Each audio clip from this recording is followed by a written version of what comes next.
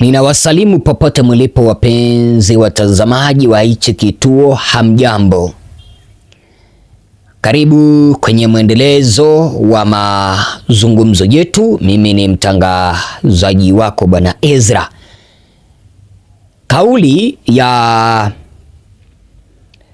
aliyekuwa jaji Mohamed Chande kwenye ripoti yake ya uchunguzi wa uvunjivu wa amani mwaka 2025 kusema kwamba vijana walilipwa ili mradi kuandamana imeweza kuibua hisia mseto na kauli nzito nzito kutoka kwa viongozi, wananchi na hata viongozi wa kidini katika taifa letu la Tanzania.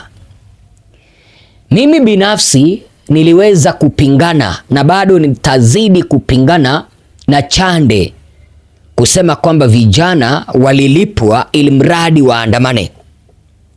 Hiyo ni kumaanisha matakwa ya Watanzania na vijana hayakusikilizwa na wala hayatasikilizwa kipindi ambapo wanaendelea kutuambia kwamba vijana walilipwa kuandamana.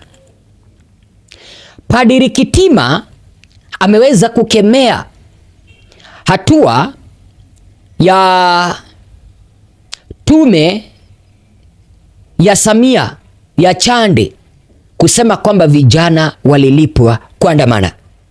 Msikilize Bwana Kitima. Kusema vijana wamenunuliwa ili kuandamana si sahihi. Mauaji makubwa kiasi hiki useme mtu amehongwa aandae maandamano. Vijana si wajinga kiasi hicho. Hizo hela zinazotajwa ziligawanywa kwa mtindo upi kwa vijana wote wale walikuwa wameandamana? Na wale ndio waliouawa kwenye majumba wenyewe waligawiwa hela. Kama walikuwepo labda hiyo. Lakini tusikatae ukweli kwamba vijana waliandamana kwa sababu gani? Wanasema sababu ya kwanza, ukiuliza vijana hata sasa hivi, hata nyinyi mlivyo huko kwa waandishi wa habari, hatuko salama. Watu wanatekwa, watu wanapotezwa, watu wanauawa. Ni zoezi lina zaidi ya miaka miwili sasa hivi hilo linaendelea. Vijana wamechoka kuvumilia. Demokrasia haina maana tena kufanya uchaguzi, kwa sababu utagombea, utapitishwa, wakala atapitishwa. Na sisi tulifanya kikao hapa tukawashauri serikali tarehe 30 mwezi wa 4 usiku wake ambapo waliamua kuniua mimi. Ndio tulipitisha yale maazimio, na uzuri yamekabidhiwa pia serikalini mwezi wa 8 tarehe 27. Tuliyakabidhi pia. Kwa kwamba ilikuwa tuyakabidhi wasi nilipofuata wakatabu niua, Mungu bariki nikapona kidogo basi. Najua naweza nikauawa leo baada ya taarifa hii pia. Sasa tulisema haya yasipozingatiwa nchi haitakaa salama, tunaelekea pabaya. Jambo TV huyu hapa ameripoti, nendeni kwenye clip ninapomwambia tunaelekea pabaya. Nchi inaharibika. Fuateni hizo clip ziko hapa, tuliongea. Tunaelekea, taifa inaelekea pabaya, tulishaona. Kwa mara nyingine, wacha tuliweze kukuomba kwa moyo mkunjufu, kama unanipata kwa mara ya kwanza, chukua sekunde 1 2 3 kapige subscription, bonyeza kengele na ulike video, kwa sababu hiyo ndiyo njia moja unaweza ukakuza na kupromoti hichi kituo kiendelee kukupea taarifa kila wakati. Sasa wacha nikueleze hivi. Kipindi ambapo unapata viongozi wanatuambia kwamba vijana waliweza kulipwa ili mradi kuingia barabarani kuandamana, ni ishara kwamba serikali inataka kujiondolea lawama kuwa wao hawakuhusika kuwaua Watanzania. Vilevile serikali hii ya Samia na CCM wanataka kujiondolea lawama kwamba haikuwa chanzo cha wananchi kuandamana. Lakini ukijaribu kumsikiliza Padri Kitima utagundua kwamba matatizo ambayo hii serikali ya Samia inawapitishia Watanzania ndiyo yalisababisha Watanzania wakaingia barabarani kuandamana. Matatizo kama yepi, mpenzi mtazamaji? Matatizo kama yepi? Angalia, viongozi walienguliwa wasishiriki uchaguzi. Ndio au la? Viongozi wa upinzani, angalia Tundu Lissu, Angalia kiongozi mwingine kama vile Bwana Mpina kutoka ACT Wazalendo, na wale ndio walikuwa wapinzani wakuu angalau kutoa serikali jasho kwenye uchaguzi uliopita. Unataka kuniambia kwamba raia au wananchi wangesikia vizuri kipindi ambapo serikali itaenda kuandaa uchaguzi wake mwenyewe, na wao ndio watakuwa wanajipinga kwa sababu wamemuondoa Mpina, wamemuondoa Tundu Lissu. Unataka kuniambia eti kwamba wananchi wangefurahia, wangekuwa na shangwe? Hapana, wananchi hawangefurahi. Sababu nyingine, uchaguzi, wananchi hawakukuwa na imani na ule uchaguzi. Wananchi hawakukuwa na imani na ile tume ya uchaguzi ya INEC. Wananchi walikuwa wanataka kufanyiwa marekebisho kwa tume ya uchaguzi kabla ya uchaguzi, lakini serikali ikasema kwamba hakuna mabadiliko ambayo yatafanyiwa tume ya uchaguzi. Alafu unataka kuniambia tu kwamba wananchi wangekuwa na imani na hiyo tume? Alafu unataka kusema eti kwamba eti vijana walilipwa waandamane? Kipindi ambapo wananchi wako na kero wataingia barabarani.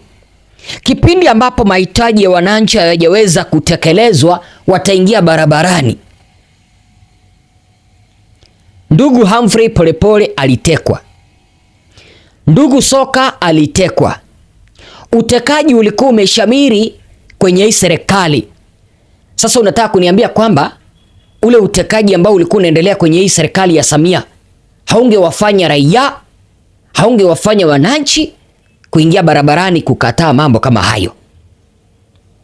Kwa kimombo wanasema kwamba serikali ya Samia ipo in denial, yaani hawajaweza kukubali na hawataweza kukubali kwamba wamekataliwa. Wanapaswa kukumbushwa kwamba raia sasa hivi wamechanuka, na wananchi wanajua ni yepi ambayo serikali inapaswa kutimiza na ni yepi serikali haipaswi kutimiza. Angalia, wananchi wanahitaji katiba ambayo italeta usawa,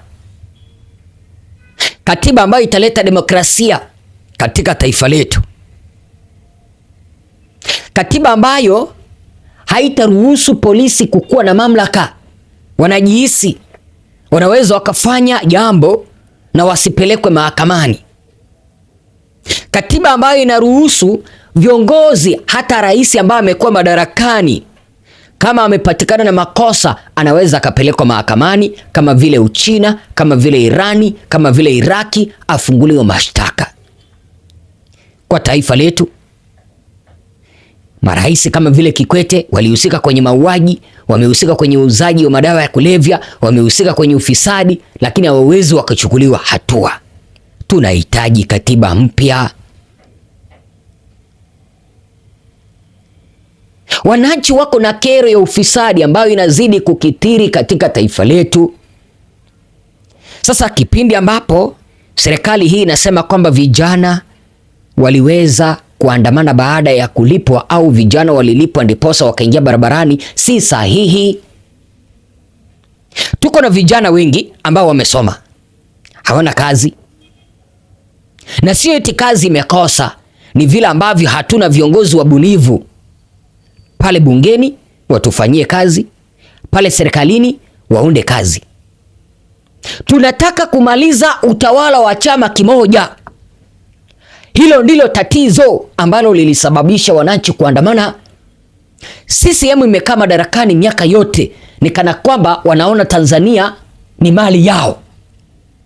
Hata waibe pesa, wanaona kwamba hakuna kitu ambacho watafanyiwa. Hili ndilo tatizo kubwa, hili ndilo donda sugu. Kipindi ambapo unapata kwamba viongozi wanatuambia kwamba wananchi waliandamana baada ya kulipwa, alafu wanataka kutuambia kwamba wale ambao waliuawa na wananchi wenyewe. Kama basi serikali inajua wale ambao walikuwa na bunduki, mbona wasiwakamate? Na ndio maana tunahitaji uchunguzi wa kimataifa. Hawa watu hawa wenye wako madarakani akina Samia wachukuliwe hatua. Kama ni kupelekwa ICC wapelekwe. Wazo lako ni lipi, mtazamaji wangu?